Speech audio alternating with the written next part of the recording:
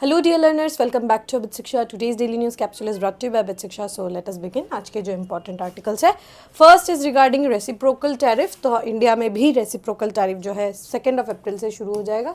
तो वो क्या न्यूज़ है हमें पता है. चाइना पे 20% और कनाडा एंड मेक्सिको पे 20-25% जो है 25% जो है उन पे ऊपर है. और हाँ, इंडिया पे भी अब वो रेसिप्रोकल टैरिफ जो है वो अप्रैल 22 से शुरू करेंगे. Second is regarding Eklavya model schools जो कि न्यूज़ पे आया हुआ है. And third news for the day would be DeepSeek's market disruption must awaken India. ठीक है, तो आज के ये तीनों न्यूज़ आर्टिकल्स काफ़ी इंपॉर्टेंट है, काफ़ी इंटरेस्टिंग भी है और एक एक करके तीनों आर्टिकल्स को लेट अस डाइसेक्ट. ठीक है, first article is regarding Trump's tariff, reciprocal tariff. ठीक है, तो आप देख पाएंगे कि इंडिया जो है, हमारे इंडिया से एक्सपोर्ट देखिए कितना 52 बिलियन का होता है और यूएस से इंपोर्ट जो है 29 बिलियन का होता है. ठीक है, तो ये क्या है, इसमें एक गैप हमें देखने को मिला है और ये जो गैप है, ये गैप जो है इसको फिल करने के लिए यूएस जो है इंडिया पे रेसिप्रोकल टैरिफ जो है वो लगाएगा. और क्योंकि इंडिया का जो मार्केट है it's not fully open up. ठीक है, डोमेस्टिक मार्केट को हम अपना प्रोटेक्ट करने के लिए हमने 100% मार्केट को ओपन अप नहीं किया है और बहुत हद तक हम लोगों ने बहुत सारे जो है आपके we have put in lots and lots of protection for the domestic market. उसके कारण क्या है, ये आपको एक गैप देखने को मिलेगा. तो वो उसी को क्रिटिसाइज करते हुए डोनाल्ड ट्रम्प जो है उन्होंने हाई टैरिफ जो है for India also they have announced. ठीक है, तो अब देखिए US president Donald Trump criticise the high tariff charged by India and other countries, terming them as very unfair and announced reciprocal tariff from April of 2 on nations that impose levies on American goods. तो India पे American goods में बहुत सारे duties है, customs है, taxes है जो India जो है वो इम्पोज करता है. तो उस टाइप के, क्योंकि बहुत सारे गुड्स जो अमेरिकन मेड गुड्स है, मेड इन अमेरिका गुड्स, उन पे बहुत ज़्यादा टैरिफ लगाए जाते हैं. तो जो भी कंट्री अब ऐसे लिवाई करता है उनके ऊपर रेसिप्रोकल टैरिफ जो है ये लगाया जाएगा. Mister Trump made these remarks in an address to the joint session of Congress on Tuesday. कल उनका जॉइंट सेशन था. It was the first address of his second term in the White House. Mr. Trump was sworn on as 47th president of the US on January 20th. 20 जनवरी को वो president बने थे. If you don't want to make your product in America, if you don't make your product in America, however, under the Trump administration, you will pay a tariff in some cases rather than a large one. अगर आप India अपने products को अगर आप America में नहीं बनाते, मतलब बेसिकली क्या, अगर आप इम्पोर्ट करते हो तो आपको टैरिफ जो है वो भरना होगा. Mister Trump said that other countries use tariff against us for decades and now it is our turn to start using them against those other countries. On average, European Union, China, Brazil, India, Mexico and Canada, have you heard of them? Any and countless other nations charge us tremendously higher tariff than we charge them, US president said. तो यहाँ पर क्या है, ये सारे देशों पे reciprocal tariff जो है ये लगाया जाएगा, जिसमें कनाडा, मेक्सिको और चाइना पे लगाया जा चुका है और EU और इंडिया और बाकी बहुत सारे देशों में अभी और रेसिप्रोकल टैरिफ जो है ये और लगाया जाएगा. ठीक है, तो जब 2 अप्रैल से जब से शुरू होगा वी विल हैव, हम जो है इसको और डिटेल में स्टडी करेंगे. अभी के लिए we can move to the second news. The second news is regarding centralising the administration of Eklavya model residential school. तो ये जो एकलव्य मॉडल रेसिडेंशियल स्कूल है, ये जो प्रोग्राम है ये क्यों लाया गया था, ताकि जो हमारे ट्राइबल बच्चे हैं, ठीक है, जो हमारे ट्राइबल कम्युनिटी के जो बच्चे हैं, ठीक है, उनका जो है उनका ड्रॉप आउट रेट बहुत ज़्यादा हुआ करता था. उनका जो एजुकेशन है वो उस लेवल का नहीं हो पाता था. तो इसीलिए सरकार ने इसी को मद्देनज़र रखते हुए एकलव्य मॉडल रेसिडेंशियल स्कूल या फिर EMRS का गठन किया था, आई थिंक इन 2023. ठीक है, तो वो उसी के रिगार्डिंग जो है न्यूज़ आया है. 5 years after the center introduced fresh guidelines to elevate its flagship Eklavya Model Residential School for tribal children to the standards of Jawahar Navodaya Vidyalaya by centralizing their administration, among other steps, little progress has been made. तो यहाँ पर क्या है, EMRS जो है वो ज़्यादातर state government के द्वारा जो है चलाया जाता है, लेकिन इसको अब अपग्रेड करके जवाहर नवोदय विद्यालय की तरह इसको भी अब सेंट्रलाइज कर दिया जाएगा, इसका एडमिनिस्ट्रेशन को. एकलव्य मॉडल रेसिडेंशियल स्कूल जो है ये कब शुरू हुआ था, बहुत पहले ये स्कीम आ गया था, ये 1997-98 में आया गया था, ताकि जो ST कैटेगरी के जो बच्चे हैं इन रिमोट एरियाज उनको अच्छा एजुकेशन दिया जाए और साथ ही क्या कर सकते हैं, उनको we give them the access to best opportunities in education and to bring them at par with the general population.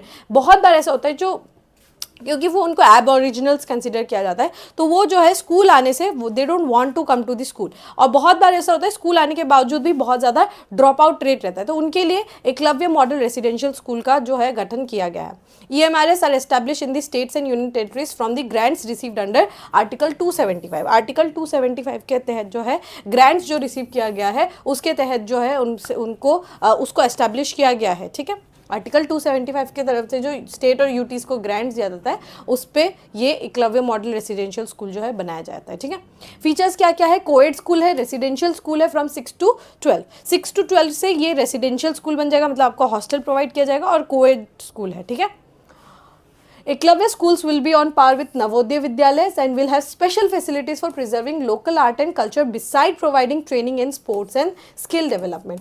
तो ऑब्वियसली ये आपको समझ में आ रहा होगा कि स्किल डेवलपमेंट भी होगा, स्पोर्ट्स, ट्रेडिशनल कल्चर, सबका प्रिजर्वेशन जो है यहाँ पर किया जाएगा। ठीक है, each school has a capacity of 480 students with equal number of seats for boys and girls, मतलब 240 for girls and 240 for boys। Non-ST students can be admitted in these schools up to 10%, मतलब 480 students जो है उसका 10% जो students है वो non ST students हो सकते हैं, मतलब जनरल पॉपुलेशन के भी बच्चे हो सकते हैं यहाँ पे। ठीक है, तो 480 इनका टोटल कैपेसिटी है, उसमें हाफ बॉयज़ होंगे हाफ गर्ल्स होंगी, और 10% जो है ये टोटल सीट्स होंगे जो है वो रख सकते हैं हम नॉन एसटी स्टूडेंट्स के लिए। और इसमें क्या है, CBSE का जो करिकुलम है उसको फॉलो किया जाएगा। और इसका एक बहुत इंपॉर्टेंट बात है, यहाँ पर education becomes completely free of cost आपको यहाँ पर एजुकेशन जो है ये प्रोवाइड किया जाएगा। ठीक है, कैपेसिटी कितना है, 480 स्टूडेंट्स को एकोमोडेट कर सकती है स्कूल जो है, और इसमें इक्वल नंबर ऑफ बॉयज़ और गर्ल्स रहेंगे।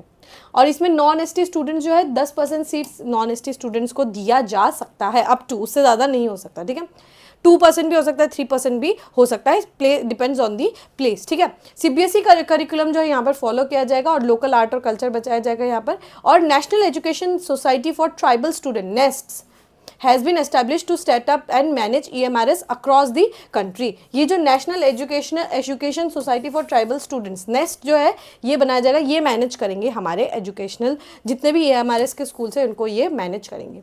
नेस्ट जैसे मिनिस्ट्री ऑफ एजुकेशन के अंदर जो है केंद्रीय विद्यालय संगठन एक ऑटोनोमस बॉडी है जो मिनिस्ट्री ऑफ एजुकेशन के अंदर काम करती है, और मिनिस्ट्री ऑफ एजुकेशन के अंदर काम करके सारे केंद्र विद्यालय को मैनेज करती है। ठीक है, जितने भी KVS है केंद्रीय विद्यालय से उनको केंद्रीय विद्यालय संगठन मैनेज करता है, ये एक ऑटोनोमस बॉडी है under the ministry of education. Similarly nest जो है ये एक ऑटोनोमस बॉडी है। ठीक है, इस सारा एडमिनिस्ट्रेशन संभालेगा किसका, EMRS का, एकलव्य मॉडल रेसिडेंशियल स्कूल का। और ये कहाँ किसके अंडर है, ये मिनिस्ट्री ऑफ ट्राइबल अफेयर्स के अंतर्गत है, and not ministry of education. यहाँ पर आप कंफ्यूज हो सकते हैं। ठीक है, कि यहाँ पर मिनिस्ट्री ऑफ ट्राइबल अफेयर्स का क्या काम है, लेकिन क्योंकि ट्राइबल बच्चों के लिए स्कूल बनाया गया है तो इसका काम मिनिस्ट्री ऑफ ट्राइबल अफेयर्स के अंतर्गत आता है। ठीक है, तो ये मैंने आपको एग्जाम्पल दिया केंद्र विद्यालय का, और यहाँ पर मैंने एग्जाम्पल दिया आपको, यहाँ पर EMRS के बारे में मैंने आपको समझाया। ठीक है, तो ये आपको याद रखना है कि यहाँ पर हम जो है सेंट्रलाइजेशन जो है आप देख पाएंगे अभी कि एकलव्य मॉडल रेसिडेंशियल स्कूल में अभी सेंट्रलाइजेशन का जो एक लहर है वो आप देख पाएंगे, जिसके कारण जो यहाँ पर अभी हम ये एक्सपेक्ट कर रहे हैं कि यहाँ पर EMRS में जो पढ़ाई है वो इम्प्रूव हो और बच्चे जो है बहुत ज़्यादा अच्छे बनकर, मतलब अच्छे जो है अच्छा एजुकेशन इम्पार्ट करके वो निकले। ठीक है, चलिए last news for the day is deep seek market disruption must awake in India. ठीक है, तो डीप सीक का जो है चाइनीज़ एक AI मॉडल है, टूल है, सॉफ्टवेयर है, जो कि जिसने पूरा मार्केट को एक बार में उछाल के रख दिया, right. B it bigger companies like NVIDIA हो या फिर जो टेक जाइंट्स जो 7 कंपनीज है, जैसे गूगल है, माइक्रोसॉफ्ट है, we have NVIDIA, we have other companies also. ठीक है, तो ये जो 6-7 टेक जाइंट्स है उनको इन्होंने क्या कर दिया, पूरा एकदम अवेकन कर दिया। And it should also awaken India जैसी एक बड़ी कंपनी जिसमें का खुद का कोई AI मॉडल हम क्यों नहीं डेवलप कर पाए। Like China could develop their AI model, why can't India develop their AI model. ठीक है, तो डीप सीक क्या है, एक चाइनीज कंपनी है, उन्होंने पूरे ग्लोबल टेक इंडस्ट्री को हिला के रख दिया विद स्टॉक मार्केट। जैसे ही डीप सीक को हमने लॉन्च किया ना, US का स्टॉक मार्केट क्रैश्ड। ठीक है, आई थिंक सब प्राइम क्राइसिस के बाद 2008 के क्राइसिस के बाद ये सबसे भयंकर लेवल पे गिरावट हुआ है, जबकि कुछ सिर्फ एक चाइनीज कंपनी ने रिलीज किया अपना एक मॉडल और इनका जो पूरा जो स्टॉक मार्केट है वो क्रैश कर गया था। ठीक है, This breakthrough has forced critics to reconsider India's position vis-a-vis United States in the race of advancement and dominance in AI and computational capabilities. तो यहाँ पर ये उनको सोचने में मजबूर कर देता है कि भाई China is so advanced in this technology कि वो एकदम यूएस को कंपटीशन दे रहा है. आप एआई के मामले में देखिए या फिर मतलब एआई या फिर बाकी कंप्यूटेशनल कैपेबिलिटीज़ में अगर आप देखें तो यूएस को टक्कर देने वाला कंट्री जो है वो चाइना के रूप में निकल के आया. ठीक है.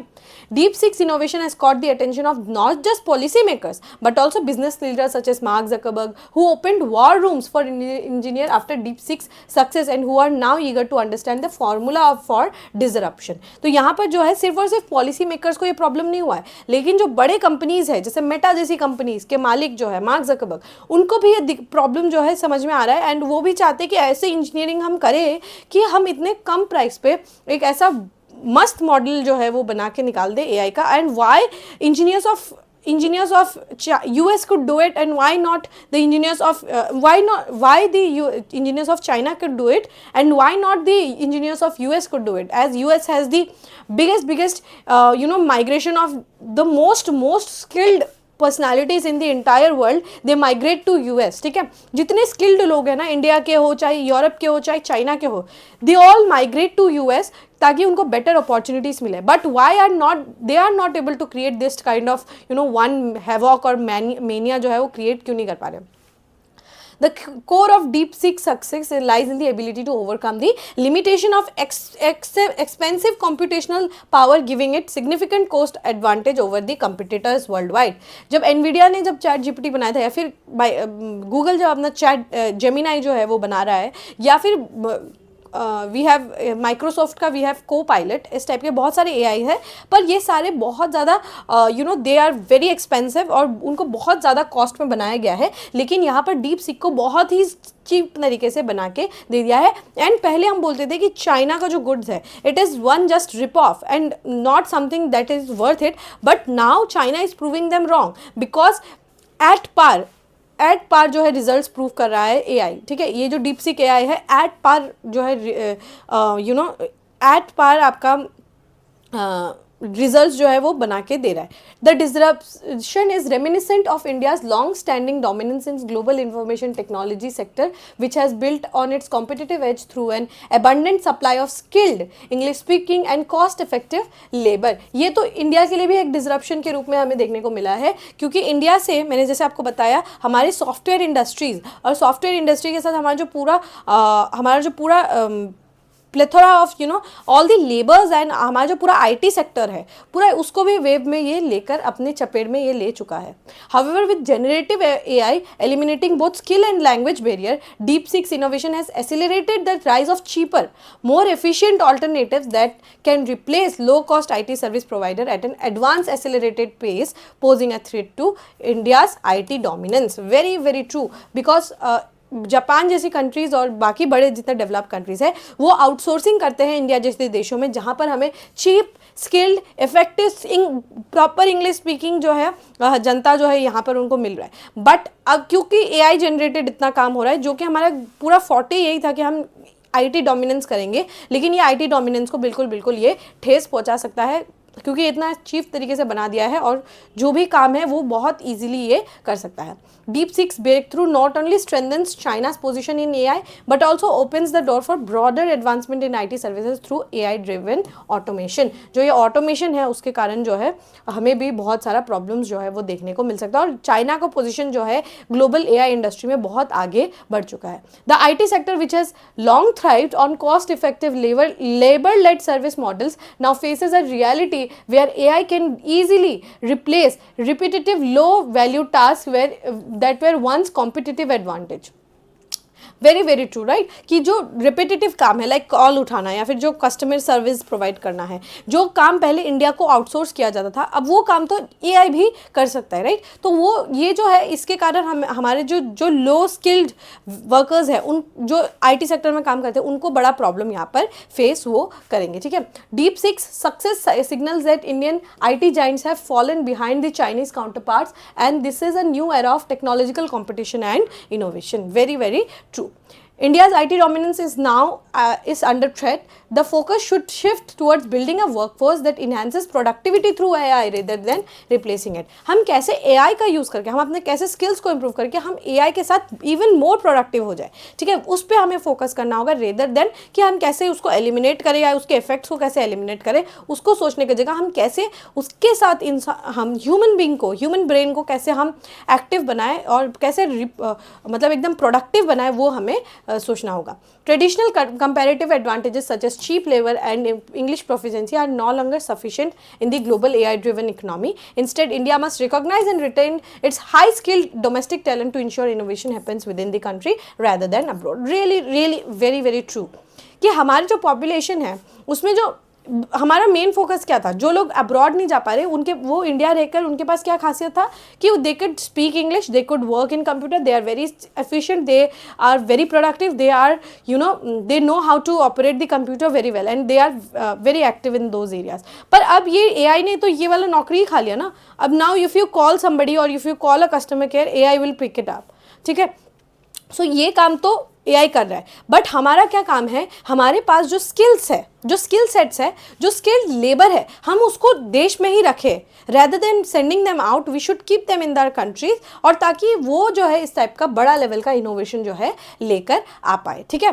As a top priority for the future, India must ensure that it does not fall behind the next major technological frontier which is the quantum computing race, ठीक है. क्वांटम कंप्यूटिंग में हमें पीछे नहीं रहना है, AI में हमें पीछे नहीं रहना है. Advancements in quantum technology will be crucial for maintaining technological leadership in the coming decades. Really interesting. And हम देखेंगे कि कैसे कंप्यूटिंग जो जिस तरीके का एक टेक्नोलॉजिकल बबल आया था, ठीक है, और .com बबल भी जिसको हम कहते थे कि वो बिल्कुल रेवोल्यूशनाइज कर दिया, ठीक है, वैसे ही क्वांटम एक रेवोल्यूशन आएगा बहुत ही जल्दी, और हम उसको भी विटनेस होपफुली कर पाएंगे. So that will be really interesting to see, ठीक है. और लेकिन उसमें हमें इंडिया को पीछे नहीं रहना है, ये यहाँ पर बोला जा रहा है, ठीक है. होपफुली आपको ये समझ में आएगा कि कैसे डीप सीक ने इंडिया के ऊपर थ्रेट पोज किया है, वर्ल्ड के ऊपर पूरा थ्रेट जो है ये पोज किया है, ठीक है. All right, with this we have come to end of today's daily news discussion. If you have liked this discussion, don't forget to give a like and write down in the comment section. We will meet in the next discussion. Till then, take care and thank you.